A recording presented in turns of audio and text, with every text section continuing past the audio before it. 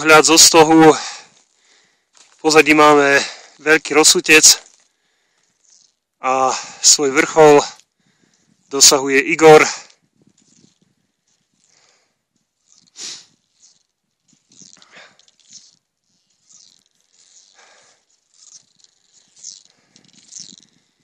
Jeho meditatívny krok potvrdzuje, že túto krásu, ktorú teraz vidí, si chce uchovať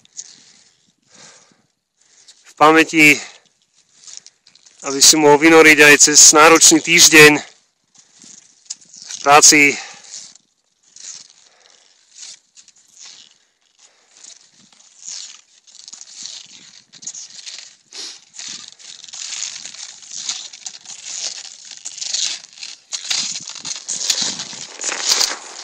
Tak, aký bol výstup? Pýtame sa Igora.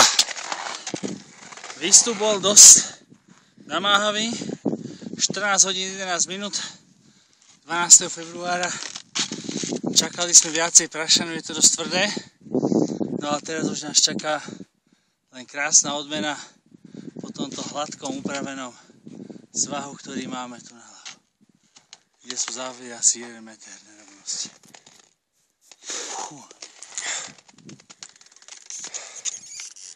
Pohľad na panorámu. V pozadí vidíme Bábiu horu, ktorú sme tento rok ešte nezdolali. Bola v pláne, ale zlé počasie nám to prekazilo. Krásne celé roháče. Krásne celé roháče. Vedľa roháčov v pozadí Kráľova či Hola. A tu v popredí Choč sa nám objavil s tým zasneženým vrškom.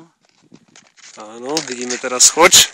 A viacej napravo ako sám vojak Foli. Celý masív nízkych tatier od Kráľovej Holy až po Donovali 100 km. Tento neskutočný pohľad sa nám črtá zo stohu, ktorý sa nám podarilo na druhýkrát zdolať minulý týždeň kvôli nepriazni počasia. Zo 6, ktorí vyrazili, dorazili 3.